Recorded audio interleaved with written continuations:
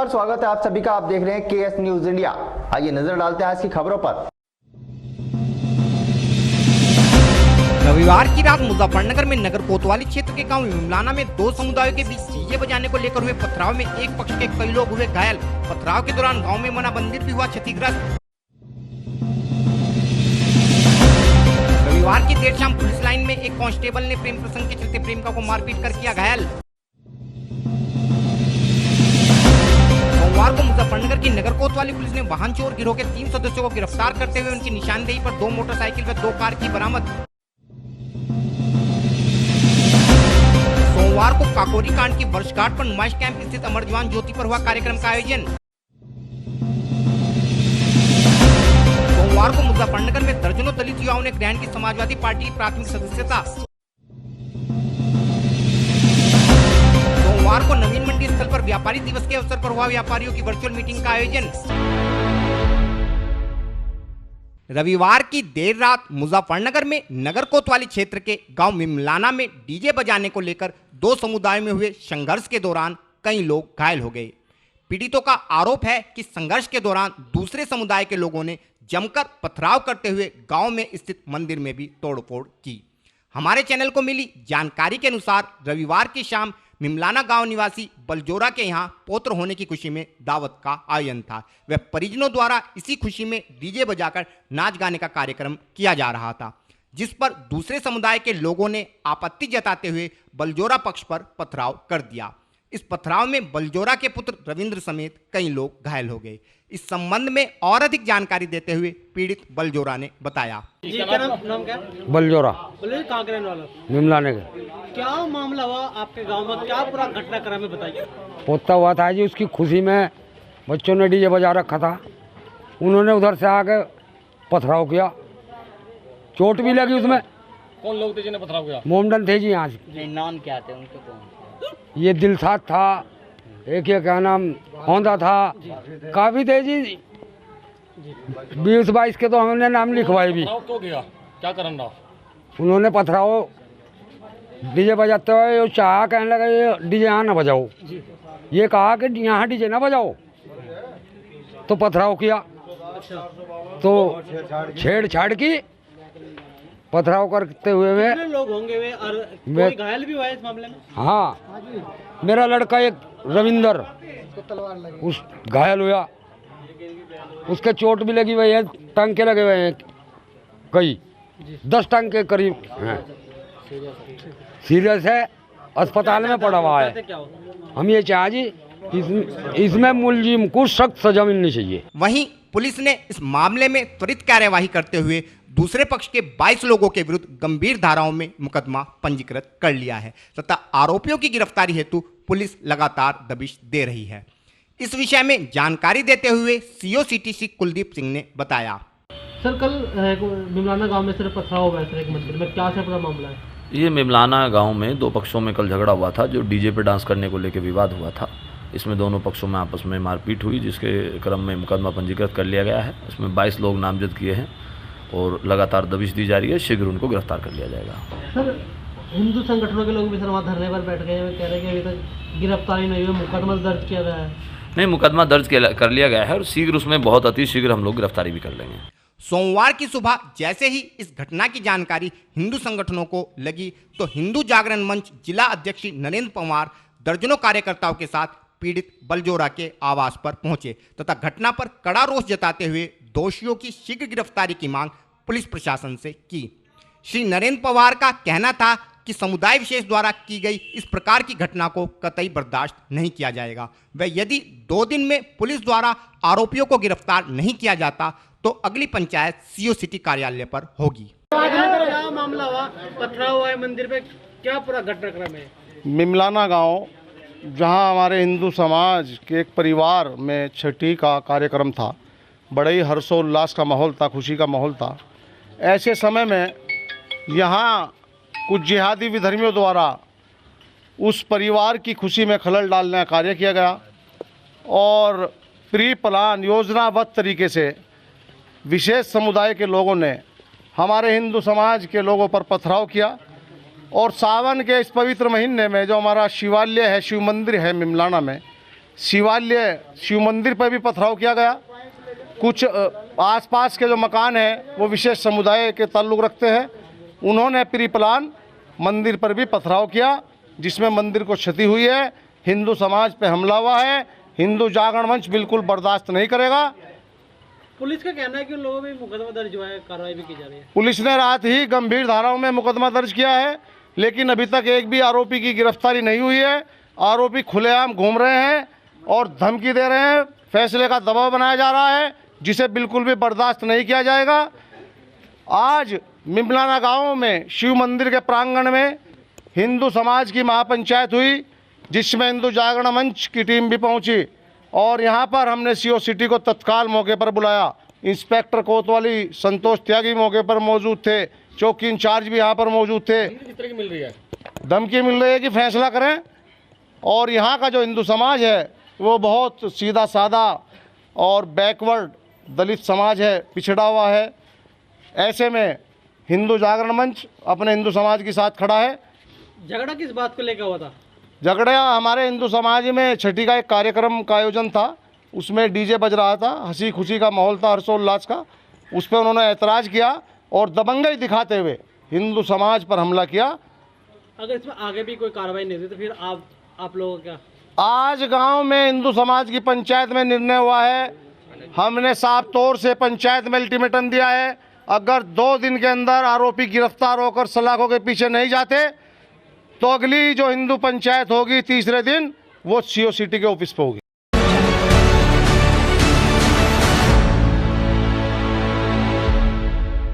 रविवार की देर शाम मुजफ्फरनगर के पुलिस लाइन स्थित पार्क में एक पुलिस कांस्टेबल द्वारा एक महिला के साथ मारपीट करने का सनसनीखेज मामला प्रकाश में आया है।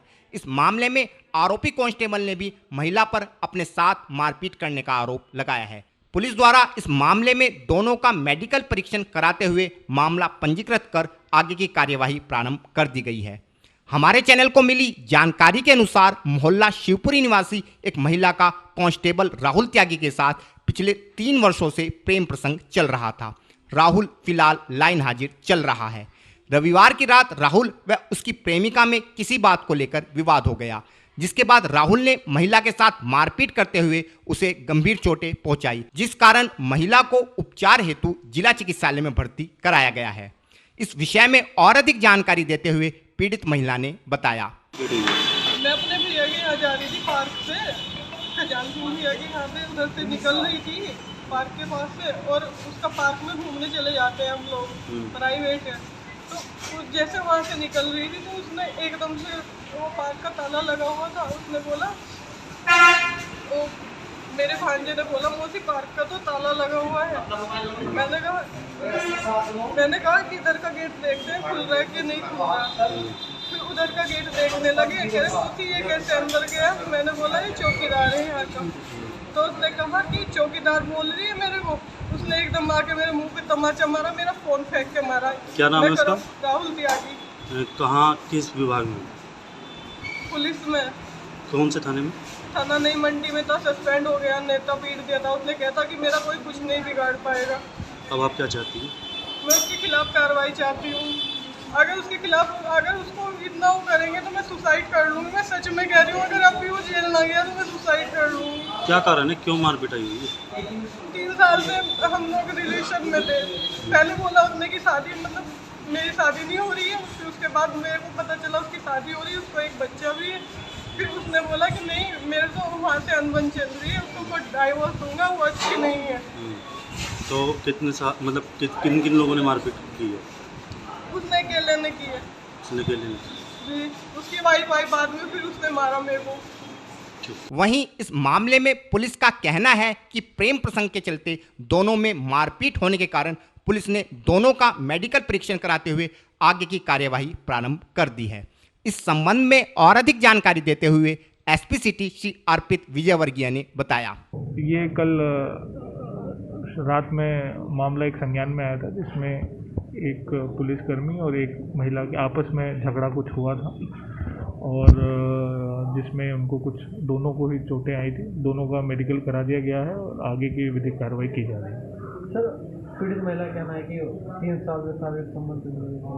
ऐसा अभी मैटर हमारे संज्ञान में नहीं आया है। अगर ऐसी कोई तहरीर प्राप्त आती है उसकी जांच करके हम आगे की विधिक कार्रवाई करेंगे।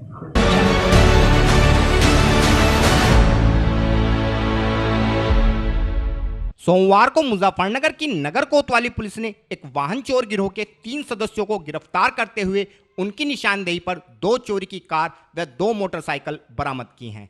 हमारे चैनल को मिली जानकारी के अनुसार नगर कोतवाली पुलिस को मुखबिर खास के माध्यम से सूचना प्राप्त हुई थी कि कुछ लोग वाहनों को चोरी कर उन्हें बेचने के कार्य में लिप्त हैं, जिसके बाद पुलिस ने सूचना के आधार पर कार्यवाही करते हुए 3 युवकों शावेज, सुहेल व ताहिर को गिरफ्तार कर लिया।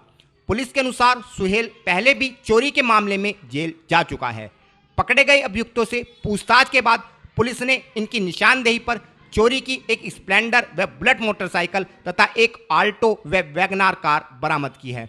इसके अलावा पुलिस को अभियुक्तों की निशानदेही पर फर्जी नंबर प्लेटों का एक पुलिंदा भी बरामद हुआ है।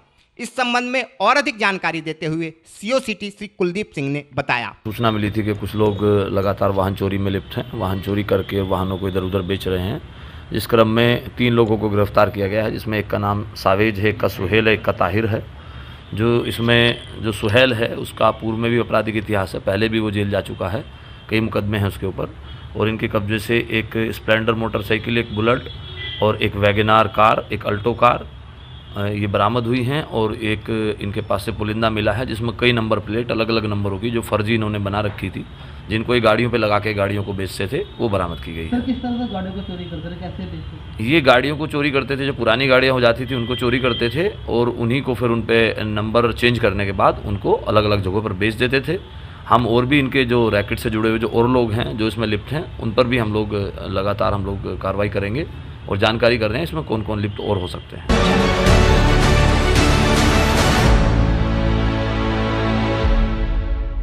इस वर्ष पूरे देश में काकोरी कांड की वर्षगांठ को अमृत महोत्सव के रूप में मनाने का निर्णय सरकार द्वारा लिया गया था तथा सभी जनपदों में भी इस अवसर पर कार्यक्रमों का आयोजन कर वीर शहीदों को श्रद्धांजलि अर्पित करने के निर्देश प्रदेश सरकार द्वारा दिए गए थे। इसी कड़ी में सोमवार 9 अगस्त को काकोरी कांड की वर्षगांठ पर मुजफ्फरनगर के नुमाइश कैंप स्थित अमर जवान ज्योति पर भी कार्यक्रम का आयोजन कर देश के वीर क्रांतिकारियों को श्रद्धा सुमन अर्पित किए गए। इस अवसर पर आयोजित कार्यक्रम में राज्य मंत्री श्री कपिल देव अग्रवाल के अलावा बुढ़ाना विधायक श्री उमेश मलिक व खतौली विधायक श्री विक्रम सिंह सैनी के साथ भाजपा जिला अध्यक्ष श्री विजय शुक्ला ने भी भाग लिया। अपर जिलाधिकारी श्री आलोक कुमार द्वारा सभी अतिथियों को गुलाब के फूल भेंट कर उनका स्वागत किया गया तथा स्कूली बच्चों ने अतिथियों के सम्मान में स्वागत गान प्रस्तुत किया। कार्यक्रम के दौरान जन प्रतिनिधियों द्वारा देश की आज़ादी में योगदान देने वाले स्वतंत्रता सेनानियों व शहीदों के परिजनों को शॉल उड़ाकर सम्मानित किया तथा सरकार की ओर से उनका आभार प्रकट किया। इस कार्यक्रम के विषय में और अधिक जानकारी देते हुए राज्य मंत्री श्री कपिल देव अग्रवाल ने बताया। आज यहाँ मुजफ्फरनगर में हम आज़ादी के अमृत महोत्सव और चौराचारी शताब्दी महोत्सव के अवसर पर यहाँ मुजफ्फरनगर में उपस्थित हैं। जो हमारा शहीद स्मारक है, हमारे विधायक उमेश मलिक जी, विधायक विक्रम सैनी जी, जिलाध्यक्ष जी, पार्टी के सभी पदाधिकारी, सभी प्रशासनिक अधिकारियों ने यहाँ पुष्पांजलि अर्पित की है। और ये कार्यक्रम माननीय मुख्यमंत्री जी ने विशेष रूप से जब पिछले वर्ष फरवरी माह में चौराचारी जो महोत्सव था उसको उस कांड को महोत्सव के रूप में मना करके वर्ष भर में पड़ने वाले जितने भी ऐसे कार्यक्रम हैं जिनमें किसी न किसी रूप में देश के लिए जिन लोगों ने प्राणों की आहुति दी, देश के लिए शहीद हुए, देश के लिए विशेष कार्यक्रम किया, उनका लगातार कार्यक्रम उनकी स्मृति कॉलेजों में, संस्थाओं में राजनीतिक लोगों के द्वारा लगातार मनती रहे, ऐसा एक कार्यक्रम है। आज भी जो काकोरी कांड है उसको लेकर के ये कार्यक्रम है जिसमें अशफाकुल्ला खान है और अपने साथियों के साथ जो शस्त्र गाड़ी के अंदर लेके जा रहे थे, जो खजाना लेकर जा रहे थे, उसको लूट करके देश के खजाने को उसको लूट करके और समाज में वितरण करने का काम, चूँकि वो हमारे देश को लगातार गुलाम बनाने के लिए काम आने वाला था, ऐसे पैसे को लूट करके ये क्रांति कदम उठाया था जिसको बाद में फांसी दी गई। मैं शहीदों को अपनी ओर से, भारतीय जनता पार्टी की ओर से, उत्तर प्रदेश सरकार की ओर से और देशवासियों की ओर से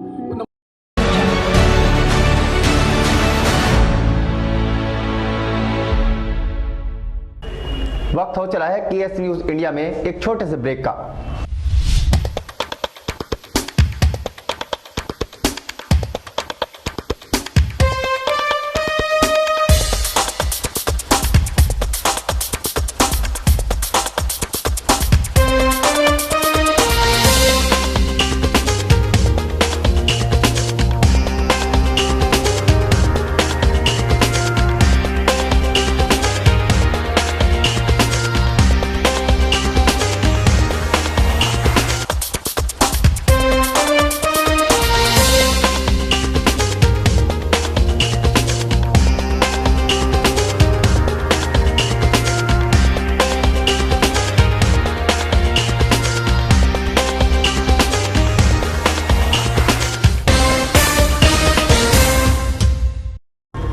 ब्रेक के बाद आप सभी का स्वागत है। सोमवार को मुजफ्फरनगर में समाजवादी पार्टी के महावीर चौक के निकट स्थित कार्यालय पर आयोजित एक कार्यक्रम के दौरान नगर के दर्जनों दलित युवाओं ने समाजवादी पार्टी की नीतियों एवं विचारधारा में अपनी पूर्ण निष्ठा प्रकट करते हुए पार्टी की प्राथमिक सदस्यता ग्रहण की।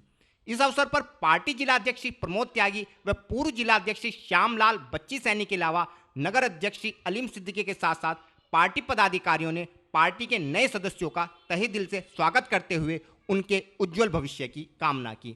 इस अवसर पर श्री अलीम सिद्दीकी का कहना था कि समाजवादी पार्टी की नीतियों के कारण ही सर्व समाज के लोग लगातार पार्टी से जुड़कर पार्टी को मजबूती प्रदान करने का कार्य कर रहे हैं, क्योंकि पार्टी अध्यक्ष श्री अखिलेश यादव विपक्ष में रहने के बावजूद भी सदन में लगातार सर्व समाज के हित की बात उठाते रहते हैं और इसी कारण से सर्व समाज आने वाले विधानसभा चुनाव में समाजवादी पार्टी के पक्ष में मतदान कर प्रदेश में समाजवादी सरकार का गठन कराने हेतु दृढ़ संकल्प है। आज महानगर समाजवादी पार्टी की एक अहम मीटिंग वरिष्ठ नेताओं की मौजूदगी में, जिसमें हमारे पूर्व जिलाध्यक्ष श्री श्यामलाल बच्ची सैनी जी, पूर्व जिलाध्यक्ष श्री गौरव स्वरूप जी, वर्तमान में जिलाध्यक्ष श्री प्रमोद त्यागी जी की मौजूदगी में संपन्न हुई है, जिसमें आज विभिन्न दलों से पार्टी में आस्था रखते हुए, चाहे उसमें विपिन कुमार जी नियाजुपुरा रामलीला टीला से अपने सैकड़ों साथियों के साथ, सोनू कुमार जी गांधीनगर से अपने सैकड़ों साथियों के साथ आज समाजवादी पार्टी की प्रारंभिक सदस्यता ग्रहण की है। देखिए, समाजवादी पार्टी का सीधा सा एक नियम रहा है कि जो जिस तरह काम करना चाहेगा उसे पार्टी हमेशा जिम्मेदारी देती रही है। आज जितनी सैकड़ों की संख्या में दलित समाज के लोगों को ये दोनों ही लोग लेकर आए हैं, उसी हिसाब से इनकी इसी प्रकोष्ठ में जिम्मेदारी आगे तय की जाएगी। आदरणीय प्रदेश अध्यक्ष नरेशोत्तम पटेल जी की संस्तुति।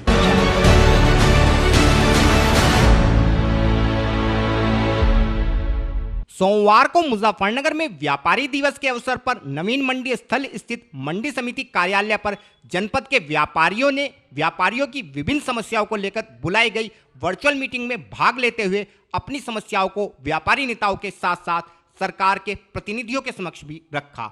इस बैठक के प्रारंभ में सभी व्यापारियों द्वारा व्यापारी नेता श्री श्याम बिहारी मिश्रा को श्रद्धांजलि अर्पित की गई, जिसके पश्चात व्यापारी नेताओं के साथ साथ केंद्रीय कृषि मंत्री श्री नरेंद्र तोमर ने अपने विचारों से सभी उपस्थित व्यापारियों को अवगत कराया। बैठक के दौरान व्यापारियों ने प्रत्येक सप्ताह 2 दिन के लॉकडाउन को अनुचित बताते हुए इस लॉकडाउन के बजाय साप्ताहिक बंदी का आग्रह माननीय मंत्री जी से किया। इसके अलावा व्यापारियों ने मंडी शुल्क को कम करने अथवा खत्म करने का आग्रह भी सरकार से किया है। साथ ही चुनाव के दौरान मंडी स्थल के अधिग्रहण के कारण व्यापारियों को होने वाले नुकसान के विषय में भी विचार करने का आग्रह सरकार के नुमाइंदों से किया गया है। इस बैठक के विषय में और अधिक जानकारी देते हुए व्यापारी नेता श्री संजय मिश्रा ने बताया। आज जो व्यापारी दिवस पे उत्तर प्रदेश उद्योग व्यापार मंडल के उत्तर प्रदेश के सभी व्यापारियों की वर्चुअल मीटिंग थी, जिसमें पंडित श्याम बिहारी मिश्रा जी को श्रद्धांजलि दी गई और सभी व्यापारियों ने अपने अपने विचार रखे। इसमें उत्तर प्रदेश के सभी व्यापारी व हमारे केंद्र सरकार के मंत्री नरेंद्र तोमर जी का भी स्पीच हुआ है। उन्होंने व्यापारियों की समस्या जानी है। किस तरह की समस्या रही व्यापारियों की समस्या जो है उत्तर प्रदेश में, अभी तो जैसे आपके 2 दिन का लॉकडाउन है शनिवार इतवार, इसमें छोटे और फुटकर व्यापारी बहुत परेशान है। तो एक तो सरकार अपने व्यापार मंडल के माध्यम से सरकार को ये कहा गया है कि आप इसमें साप्ताहिक बंदी रख लें, ना कि 2 दिन का लॉकडाउन रखें। बाकी मंडी समितियों की अनेक समस्या है। जैसे हमारे मंडी की समस्या ये है कि जो मंडी शुल्क है मंडी गेट के बाहर ख़त्म है और मंडी में आते ही मंडी शुल्क लगता है, तो वो मंडी शुल्क कम किया जाए या ख़त्म किया जाए। और एक चुनाव आने वाले हैं, अधिग्रहण की बहुत विकट समस्या है। व्यापारियों को यहाँ प्रथम चरण में चुनाव हो जाते हैं तो व्यापारियों को अपनी दुकान अपने गोदाम 1.5 से 2 महीने के लिए छोड़ने पड़ते हैं, तो वो एक बड़ी विकट समस्या है। उसमें व्यापारियों को बहुत नुकसान होता है, तो सरकार को इस पर भी ध्यान देना चाहिए।